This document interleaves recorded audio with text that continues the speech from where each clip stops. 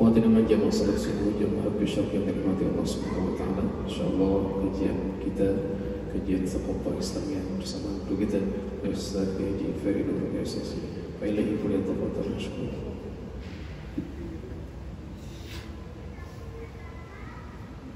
Assalamualaikum warahmatullahi wabarakatuh.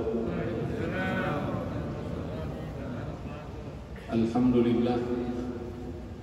Alhamdulillahilladzi arsala rasulahu bil huda wa dinil haqq liyudhhirahu 'ala ad-din kullihi wa kafaa billahi shahida.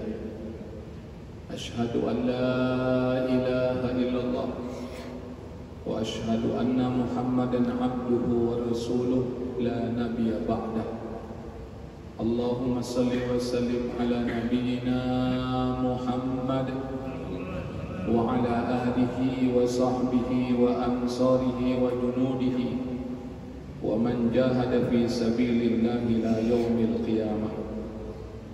Amma ba'du, faqala Allah ta'ala fil Qur'anil Karim, ya ayyuhalladzina amanu ittaqullaha haqqa tuqatih wa la tamutunna illa wa antum muslimun. Wa qala Rasulullah sallallahu alaihi wasallam, khairukum man ta'allama al-Qur'ana wa 'allama. Sadaqallahu wa sadaqa Rasulullah sallallahu alaihi wasallam. Bapak-bapak, ibu-ibu, hadirin hadirat, para pemirsa yang dimuliakan oleh Allah Subhanahu wa taala. Alhamdulillah, dengan izin Allah Subhanahu wa taala kita ditakdirkan oleh Allah Subhanahu wa taala pada saat ini berada di satu tempat yang terbaik di muka bumi, yaitu masjid rumah Allah Subhanahu wa taala. Alhamdulillah, kita sudah melakukan salat subuh berjamaah. Saat ini kita lanjutkan dengan halaqah subuh sampai waktu isyraq. Oleh karena itu saya mengingatkan diri saya sendiri dan kepada jamaah, pasanglah niat yang baik ketika kita berada di rumah Allah. Niatkan kita i'tikaf, niatkan kita untuk menuntut ilmu, niatkan kita untuk bertakarub kepada Allah, niatkan kita berzikir, dan niat-niat baik yang lainnya. Jamaah yang berbahagia, tak lupa pula kita doakan saudara-saudara kita yang saat ini sedang sakit. Mudah-mudahan Allah angkat penyakitnya, Allah sehatkan badannya, Allah sembuhkan badannya, Allah panjangkan umurnya dalam taat kepada Allah Subhanahu wa taala. Yang terlilit hutang, kita doakan mudah-mudahan segera untuk melunasi segala hutang-hutangnya, karena Allah adalah Tuhan yang Maha Kaya, pemilik alam semesta. Yang belum mendapatkan pasangan, mudah-mudahan Allah berikan pasangan beriman dan bertakwa. Allah hantarkan dalam kehidupan berumah tangga menuju keluarga sakinah mawaddah warahmah. Yang belum mendapatkan keturunan, mudah-mudahan Allah berikan keturunan anak-anak yang soleh dan solehah, yang berbakti kepada kedua orang tua, yang taat melaksanakan perintah Allah, generasi yang hafal Al-Quran, mengamalkan Al-Quran dan berakhlak Al-Quran, dan generasi yang akan bebaskan Baitul Maqdis. Jamaah yang berbahagia, pada pertemuan kali ini kita akan membahas dengan tema wafat di taman di antara taman surga. Mungkin ada di antara kita yang bingung gimana meninggal di taman di antara taman surga. Nah, di sini kita harus memahami terlebih dahulu apa yang dimaksud dengan taman di antara taman surga. Surga itu kan nanti di akhirat kelak.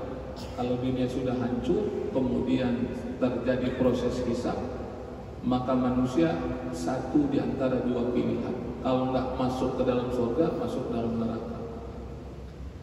Tapi kalau kita lihat hadis Rasulullah SAW bahwa sesungguhnya di dunia ini ada taman di antara taman surga.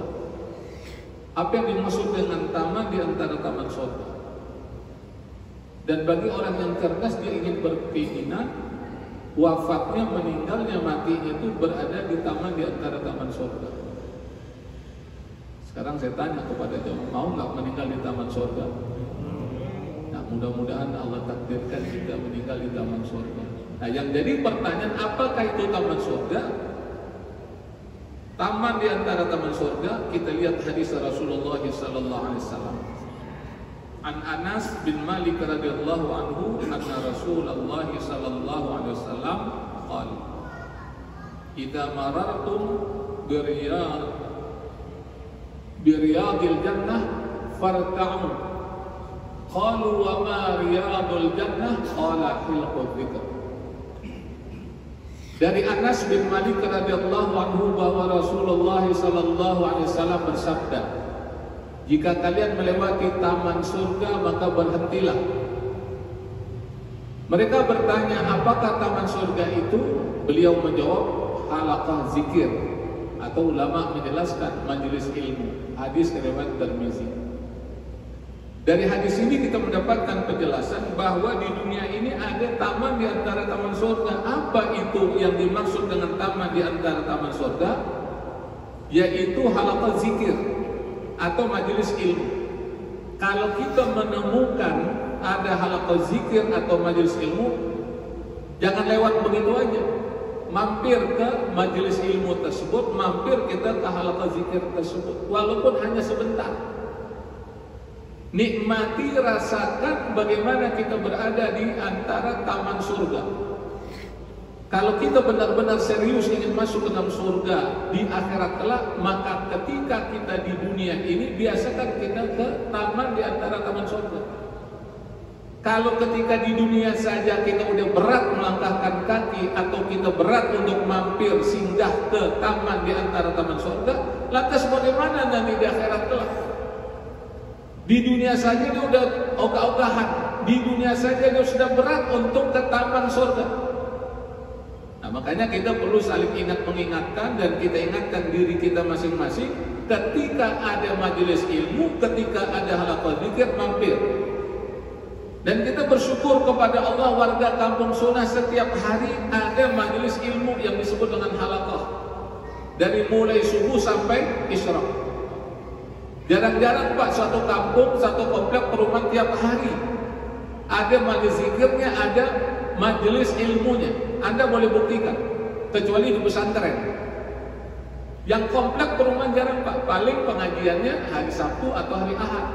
Tapi di Masjid Az-Zikr Sentul setiap hari dengan berbagai macam materi.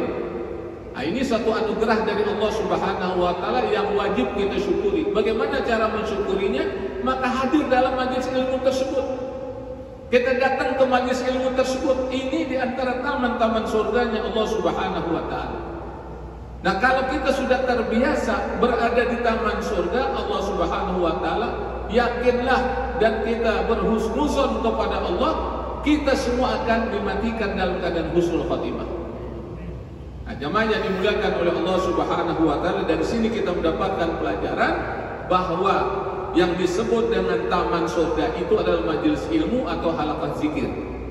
Jadi kalau kita menemukan ada majelis ilmu, kemudian apapun namanya, apakah disebut dengan halaqah, apakah disebut dengan tarbiyah, apakah disebut dengan majelis taklim, maka hadir.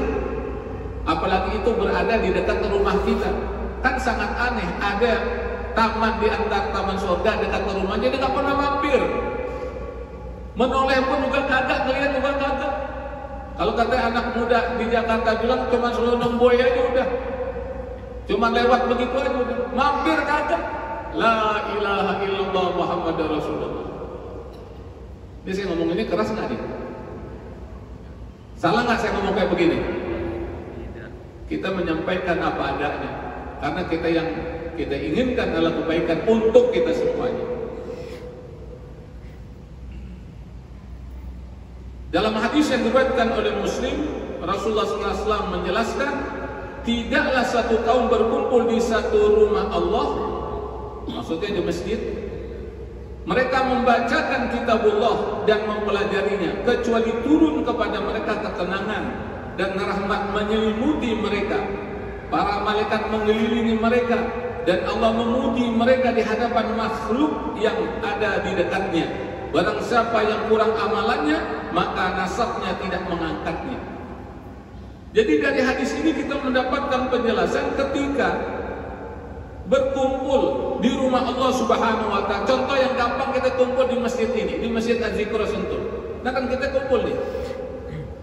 Mereka membacakan kitabullah, dia bacakan firman Allah Subhanahu wa Ta'ala, dia sampaikan hadis Rasulullah SAW, dan mereka mempelajarinya. Nah, ketika orang itu melakukan apa yang disabdakan oleh Rasulullah SAW, Allah turunkan kepada mereka ketenangan.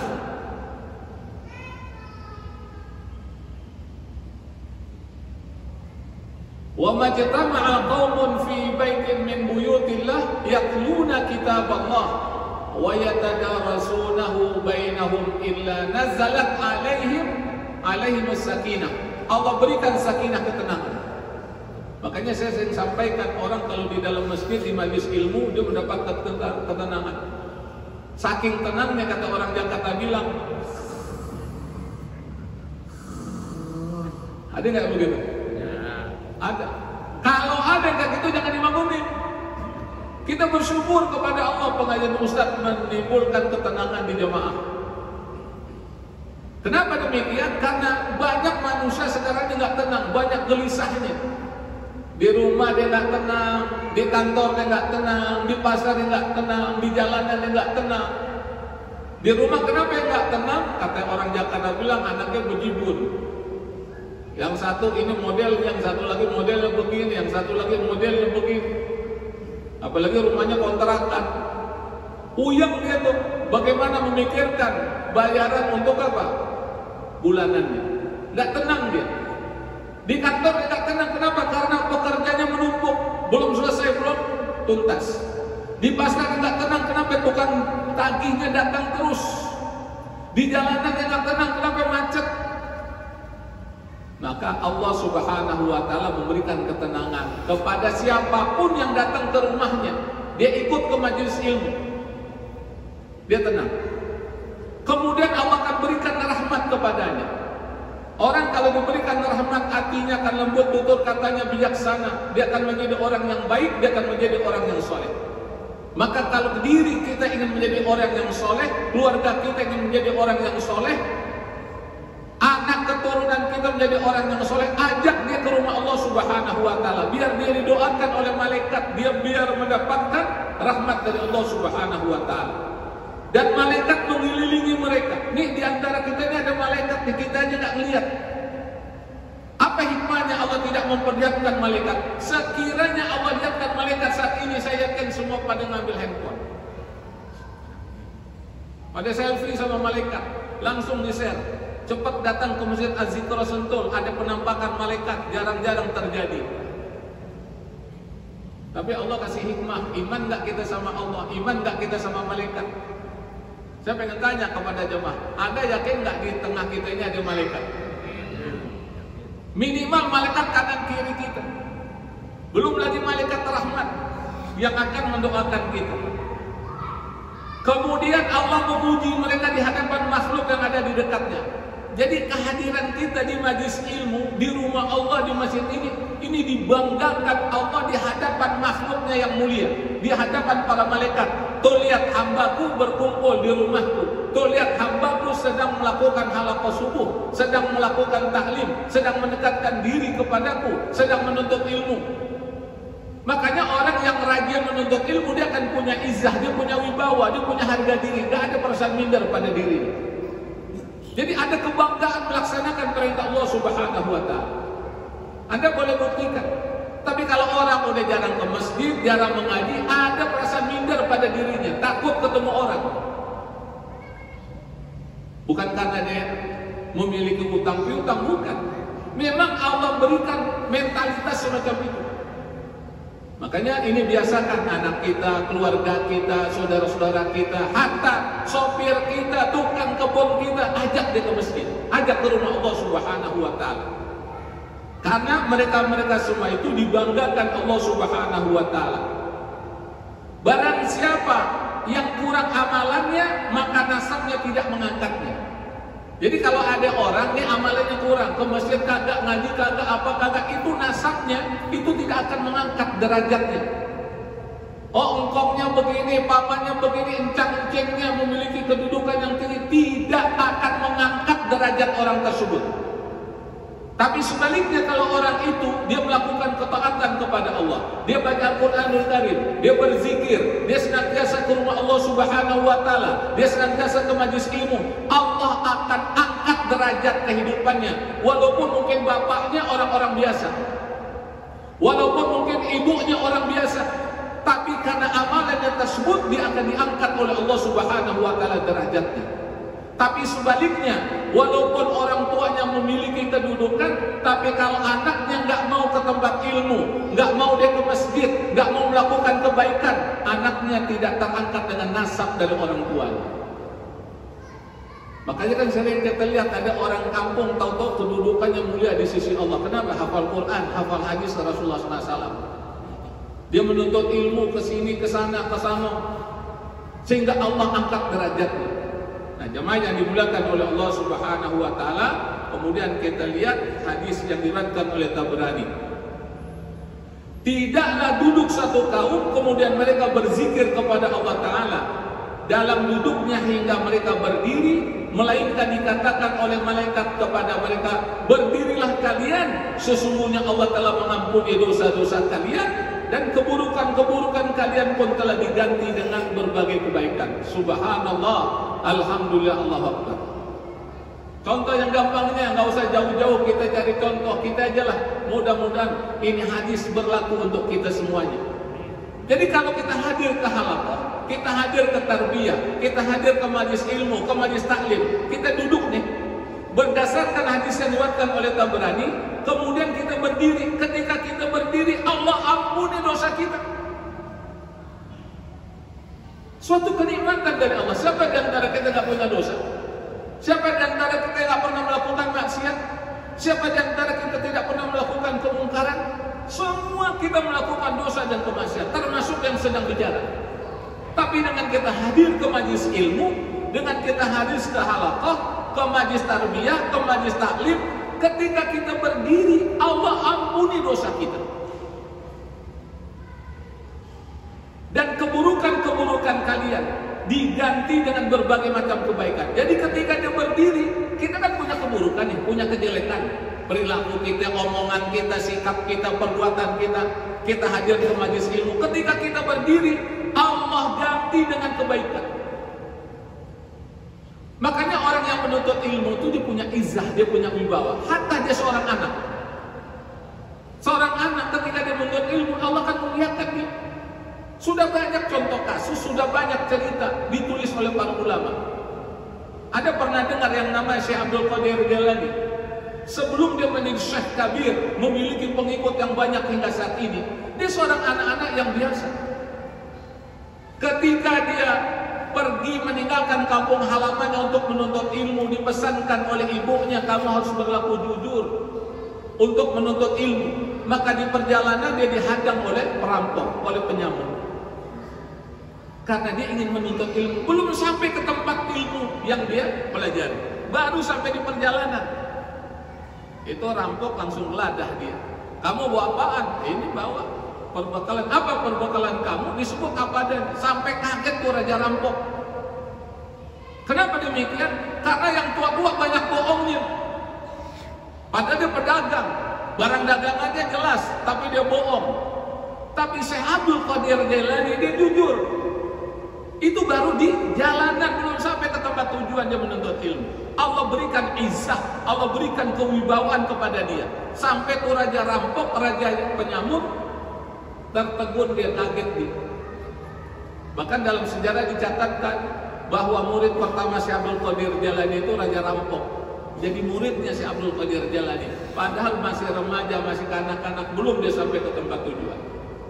Nah, ini pelajaran buat kita. Jadi siapapun yang menuntut ilmu, dia akan diberikan keutamaan oleh Allah Subhanahu wa taala. Keburukan-keburukannya akan diganti oleh Allah Subhanahu wa taala dengan kebaikan. Kemudian dalam surat Ali Imran ayat 79, tidak wajar bagi seseorang manusia yang Allah berikan kepadanya Alkitab, hikmah dan kenabian, lalu dia berkata kepada manusia, hendaklah kamu menjadi penyembah-penyembahku, bukan penyembah Allah. Akan tetapi dia berkata, hendaklah kamu menjadi orang-orang Rabbani, karena kamu selalu mengajarkan kitab dan disebabkan kamu tetap mempelajarinya. Jadi kata Allah Subhanahu wa taala dalam surat Ali Imran surat yang ketiga ayat 79, tidak pantas, tidak wajar bagi seorang manusia yang Allah berikan kepadanya Alkitab, Allah berikan hikmah, Allah berikan kenabian, lalu dia berkata kepada manusia, hendaklah kamu menjadi penyembah-penyembahku, bukan penyembah Allah. Jadi manusia digiring olehnya untuk menyembah dia, bukan menyembah Allah, Rabb, pemilik, pengatur, penguasa alam semesta. Tetapi dia harus mengatakan, hendaklah kamu menjadi orang Rabbani. Jadi ketika ada orang menuntut ilmu kepadanya, belajar kepadanya, dia menyerukan kepada murid-muridnya, kepada yang hadir, kepada menuntut ilmu, hendaknya kamu menjadi orang Rabbani. Maksudnya bagaimana? Mengajarkan kitab, yaitu Al-Quranul Karim, dan mempelajarinya. Jadi dia mempelajari, mengajarkan kitab, dan dia juga mempelajarinya. Bukan sekedar ngajar aja kemudian nggak mau menuntut ilmu. Bukan demikian generasi Rabbani. Generasi Rabbani itu adalah generasi yang dia mengajarkan kitab, mengajarkan Al-Quran, dan dia pun juga menuntut ilmu. Karena kalau boleh kita buat permisalan, itu yang namanya teko berisi air, kalau diisi terus, kira-kira tekonya kosong nggak? Kalau tekonya kosong, gimana dia akan mengisi gelas yang berikutnya? Maka dia harus diisi lagi. Begitu juga orang yang mengajarkan ilmu, dia harus juga menuntut ilmu. So ini penyakit juga nih, kalau udah jadi orang terkenal, kalau udah jadi dai yang hebat, untuk menuntut ilmu itu nggak mau, berat dia. Untuk duduk di halaqah subuh aja itu berat. Untuk duduk di majlis taklim itu berat. Ada perasaan gengsi, ada perasaan sombong, masa saya pengen bergabung sama model-model orang kayak begini. Makanya kita masih ingat waktu Murabi masih hidup, di mana dia duduk, saya tanya. Duduknya di sini. Sampai nggak kenal Ustaz Muhammad Arifin Ilham. Sampai ke Malaysia, ke Singapura, ya, berbagai macam negara kenal dengan beliau.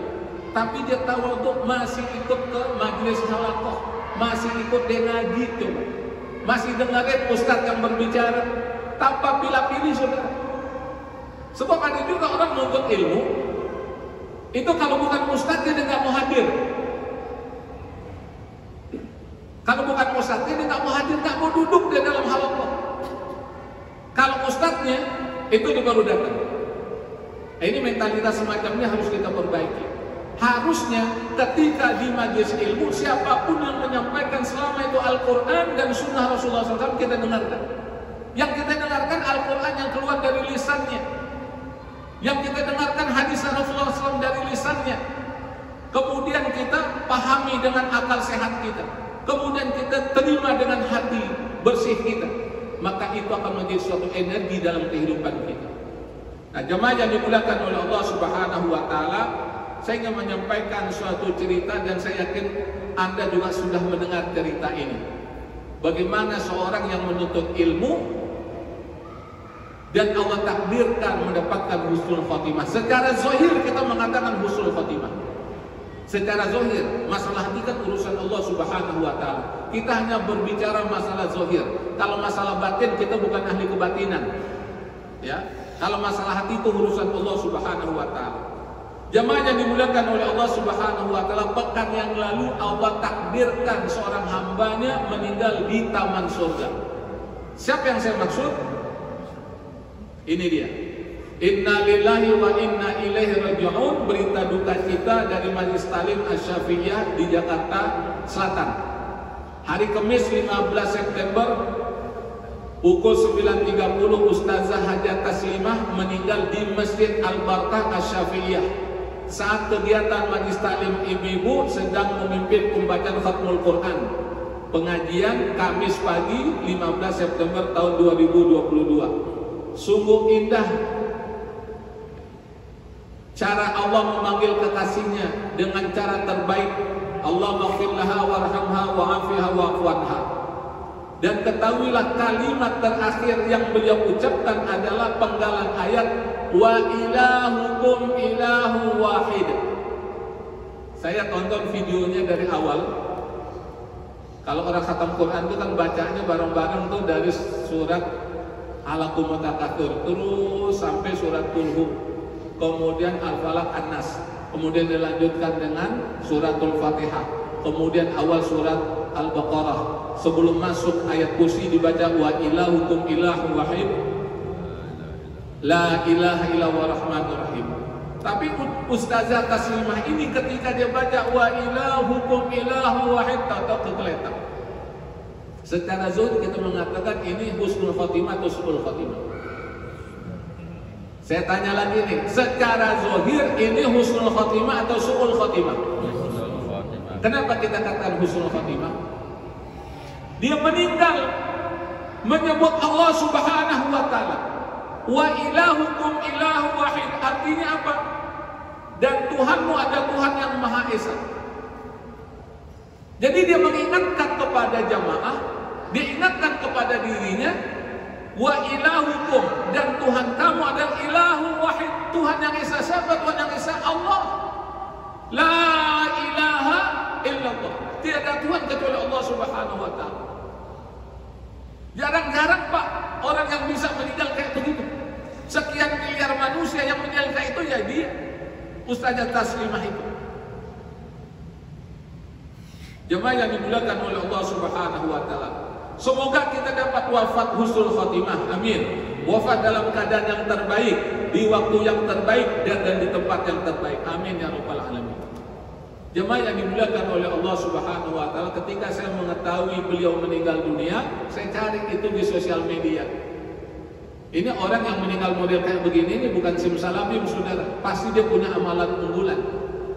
Pasti dia punya amalan yang pernah dia lakukan. Di antara amalannya, Anda tahu, dia ini adalah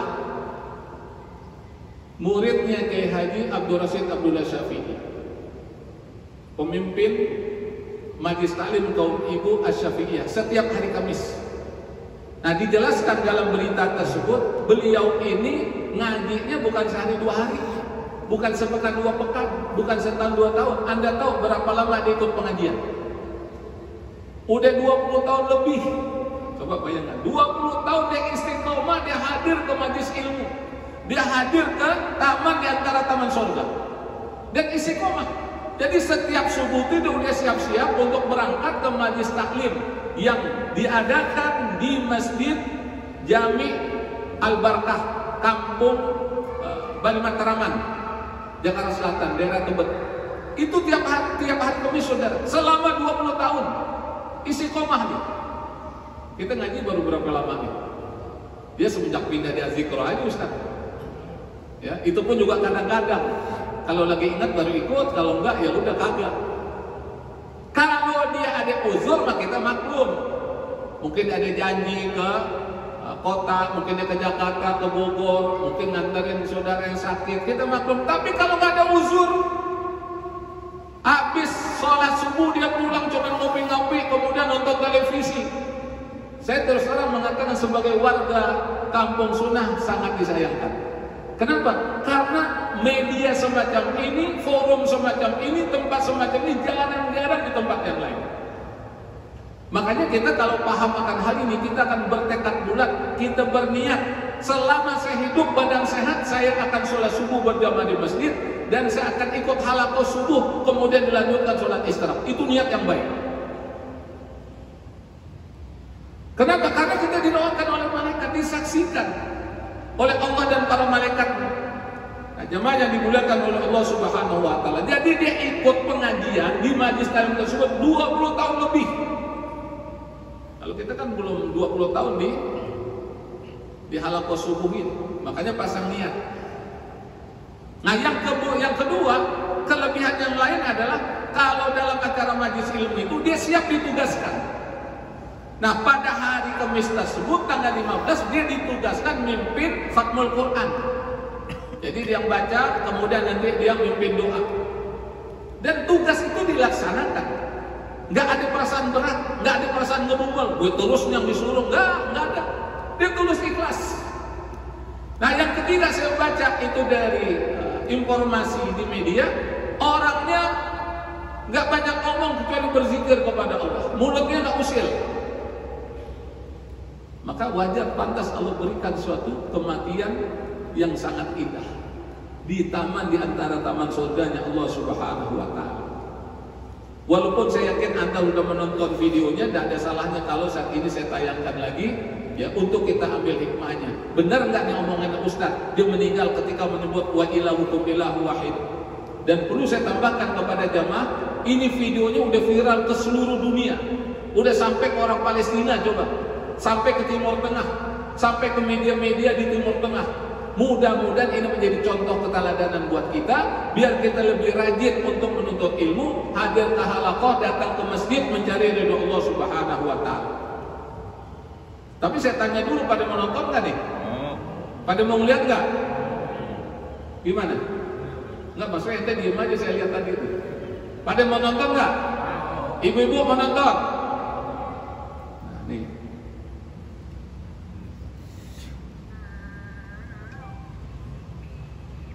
Dia baca awal surat Al-Baqarah.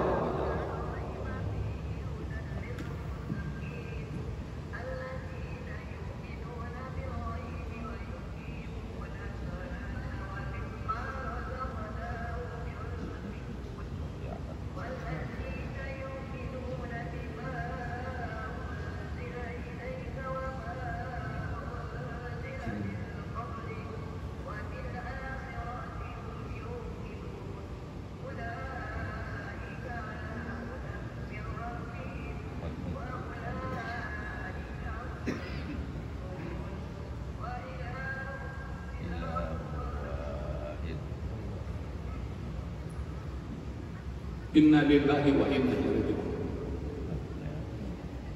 Dan orang ketika meninggal, nanti di akhirat Allah akan bangkitkan dalam keadaan apa dia meninggal. Nanti di akhirat akan disebut tuh ayatnya, wa ilahukum ilahu wahid. Dan saya mengatakan dia udah termasuk orang yang sukses. Kalau kita belum tahu, orang itu dapat dikategorikan sukses kalau dia bisa meninggal husnul khotimah. Kalau dia bisa husnul khotimah, itu orang yang sukses. Nah, kalau kita ini kan perjalanan untuk menuju kesuksesan.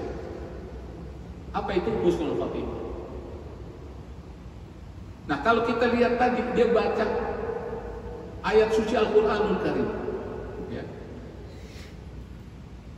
Surat Al-Baqarah 163, itu firman Allah Subhanahu wa Ta'ala. Saya berhusnuzon, dia baca Al-Quran tadi itu dalam keadaan suci.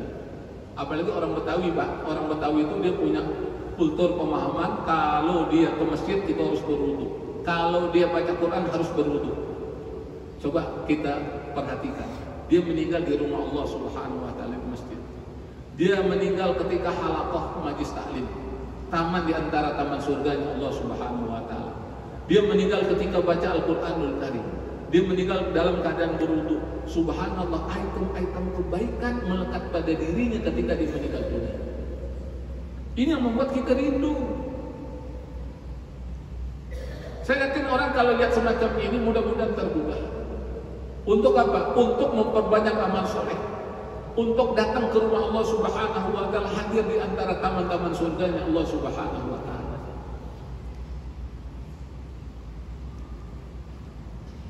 Kalimat terakhir yang beliau ucapkan adalah penggalan ayat wa ilahukum ilahu wahid la ilaha illahu rahmanur rahim. Dan Tuhanmu ada Tuhan yang Maha Esa, tidak ada Tuhan melainkan Dia yang Maha Pemurah lagi Maha Penyayang.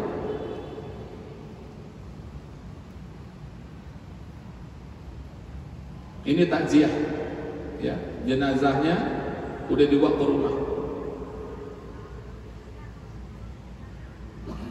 Dan orang pada sedih, Pak. Jadi kalau orang soleh atau solehah dia meninggal, itu orang pada sedih. Tapi kalau orang jahat, orang zalim dia meninggal, orang pada terhibur, orang pada senang. Bahkan ada yang mungkin potong ayam, ada potong kambing, ya sebagai bersyukuran atas meninggalnya itu orang zalim. Ya, tapi kalau orang soleh, orang banyak yang sedih, cepat dia meninggalkan kita.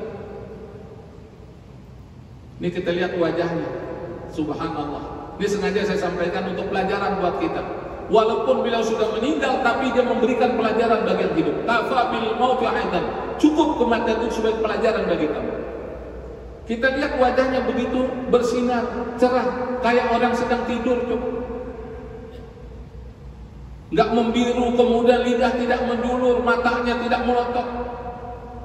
Mudah-mudahan ini adalah gambaran dari husnul khatimah. Ya. Nah, kemudian anggota majlis taklim Asyafiyah yang dipimpin oleh pimpinannya itu hadir takziah.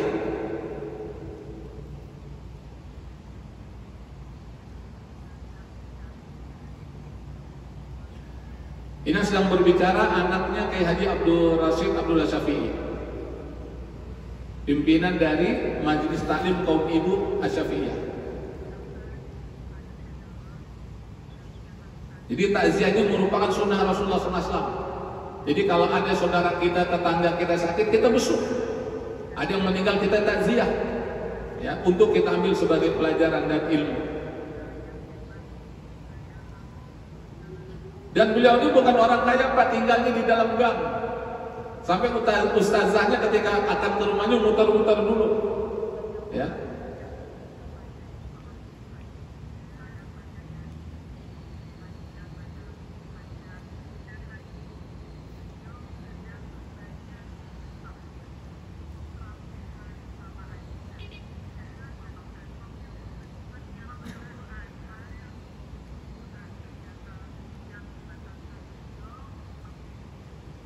Jadi acara itu acara khataman Quran.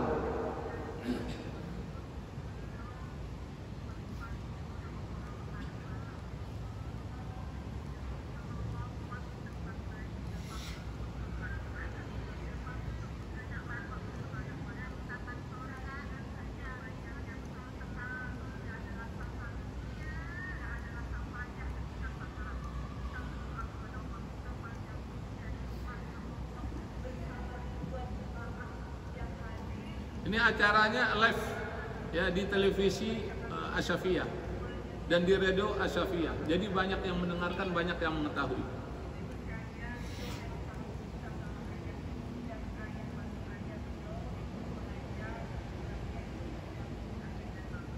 Dia sangat cinta kepada gurunya.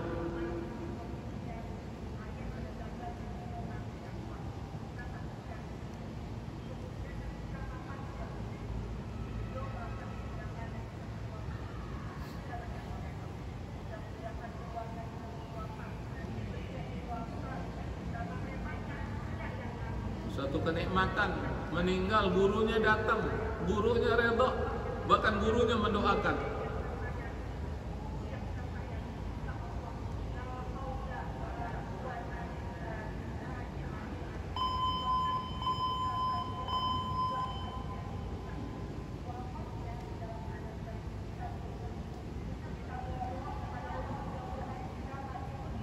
Amin. Jemaah yang dimuliakan oleh Allah Subhanahu wa taala, ini ada firman Allah Subhanahu wa taala dalam surat Al-Fajr, surat yang ayat yang ke-27, 28, 29 sampai 30. Ya ayyuhan nafsul mutmainnah irji'i ila rabbika radiyatan mardiyah fadkhuli fi ibadi wadkhuli jannati. Wahai jiwa yang tenang, kembalilah kepada Tuhanmu dengan hati yang redha dan diredhoinya, dan maka masuklah ke dalam golongan hamba-hambaku dan masuklah ke dalam surgaku. Ini firman Allah Subhanahu wa taala. Mudah-mudahan ayat ini dapat terrealisasi dalam kehidupan kita. Kita masuk ke dalam golongan hamba-hamba Allah Subhanahu wa taala sebagaimana Allah firmankan, fadkhuli fi ibadi, maka masuklah ke dalam golongan hamba-hambaku, wadkhuli jannati, dan masuklah ke dalam surgaku. Nah, jemaah yang dimuliakan oleh Allah Subhanahu wa taala, mudah-mudahan apa yang saya sampaikan ini bermanfaat untuk kita semua, dan kita bermohon kepada Allah, mudah-mudahan kita, ahli keluarga kita, anak keturunan kita, tetangga kita, warga kampung sunnah umat Nabi Muhammad SAW, semuanya meninggal dalam keadaan husnul khatimah, meninggal semuanya dalam mengucapkan kalimat tauhid la ilaha illallah Muhammadur Rasulullah SAW. Rabbana taqabbal minna innaka antas samiul alim wa tub alaina innaka antat tawwabur rahim. Allahumma inna nas'aluka husnul khatimah wa na'udzubika min su'il khatimah. Allahumma khtim lana bil Islam wa khtim lana bil iman wa khtim lana bi husnil khatimah. Rabbana taqabbal minna innaka antas samiul alim wa tub alaina innaka antat tawwabur rahim. Allahumma ighfir lana wa liwalidayna warhamhuma kama rabbayana shighara. Rabbana atina fid dunya hasanah wa fil akhirati hasanah wa qina adzabannar wa adkhilna jannata ma'al abrar ya aziz ya ghaffar ya rabbal alamin. Wa sallallahu ala sayyidina Muhammad wa ala alihi wa sahbihi ajma'in walhamdulillahi rabbil alamin. Kita tutup dengan doa kafarat majelis. Subhanakallahumma wa bihamdika asyhadu an la ilaha illa anta astaghfiruka wa atubu ilaik. Assalamualaikum warahmatullahi wabarakatuh.